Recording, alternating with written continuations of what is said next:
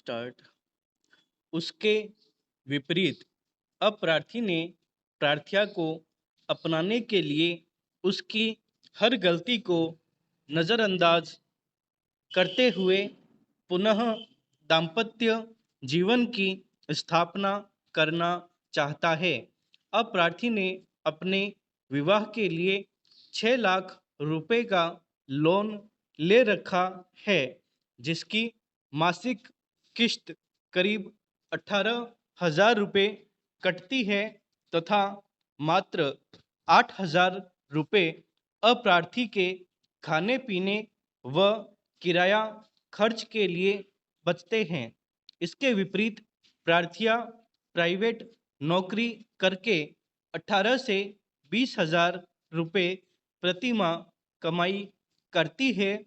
अंत में प्रार्थिया द्वारा प्रस्तुत प्रार्थना पत्र बाबत अंतरिम भरण पोषण मई खर्चा खारिज किए जाने का निवेदन किया। उभय पक्षों के तर्कों पर मनन किया। पत्रावली का ध्यानपूर्वक अवलोकन किया गया। संबंधित विधि का अध्ययन किया गया। पत्रावली का अवलोकन करने से यह स्वीकृत स्थिति है कि प्रार्थिया अप्रार्थी की विधिक विवाहित पत्नी है।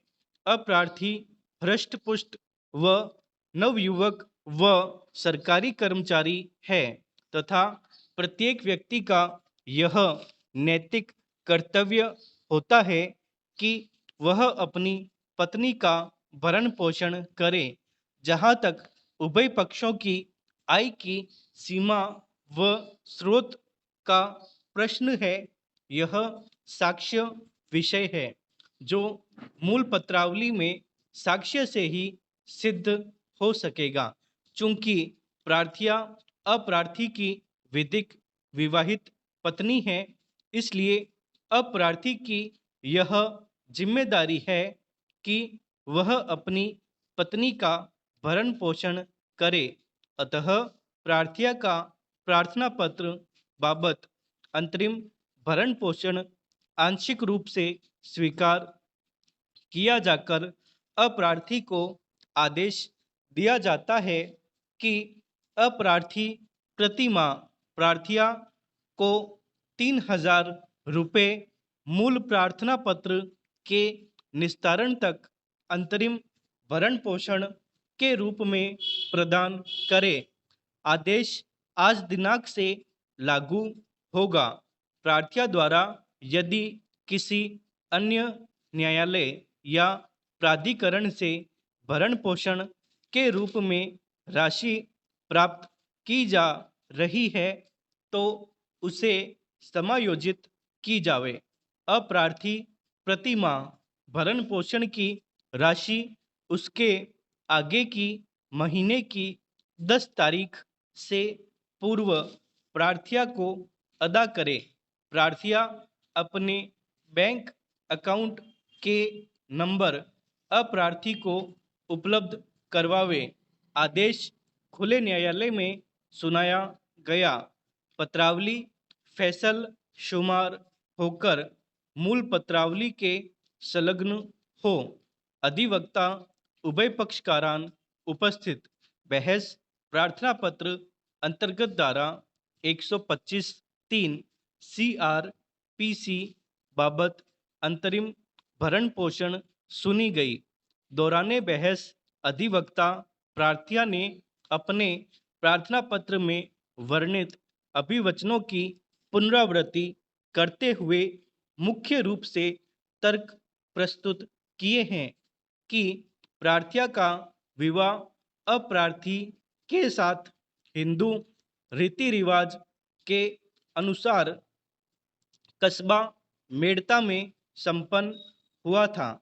विवाह के बाद दिनांक 21/10/2015 को प्रार्थिया के एक पुत्र का जन्म हुआ जिसका नाम लखन है, जो करीब 3 वर्ष का है। शादी के समय प्रार्थिया के पिता व रिश्तेदारों ने अपनी हैसियत से बढ़ चढ़कर सोने चांदी के गहने व सामान दिया। शादी के पश्चात अप्रार्थी व उसके परिवार वाले प्रार्थिया को कम दहेज लाने का ताना देने लगे तथा प्रार्थिया के साथ क्रूरतापूर्ण व्यवहार कर प्रार्थिया को शारीरिक व मानसिक रूप से प्रताड़ित करने लगे।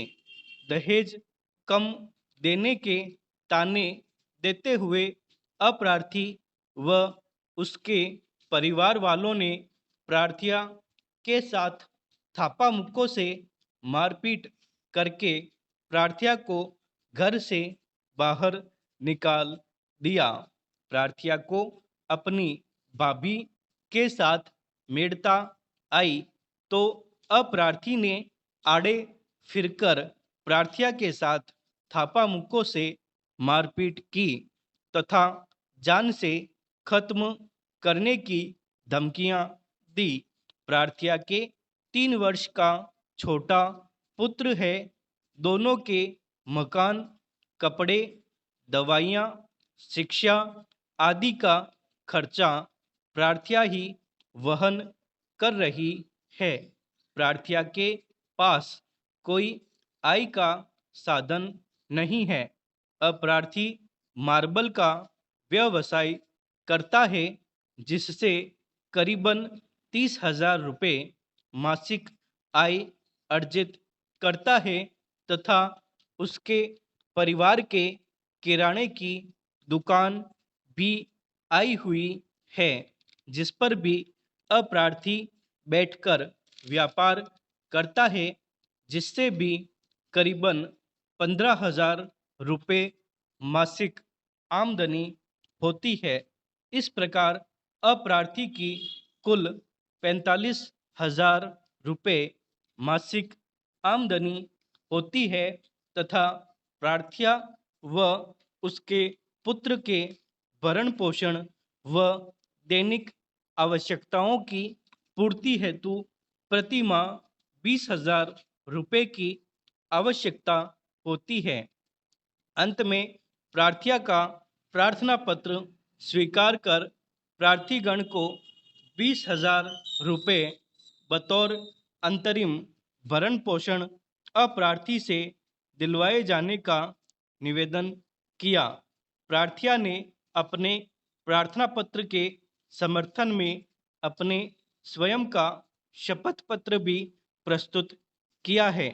प्रार्थिया ने अपने पुत्र लखन के अंतरिम भरण पोषण हेतु दिनांक 4/4/2019 को अंतर्गत धारा 125 CRPC का प्रार्थना पत्र प्रस्तुत किया एवं अपने साथ साथ अपने पुत्र लखन को भी अंतरिम भरण पोषण दिलाए जाने का निवेदन किया।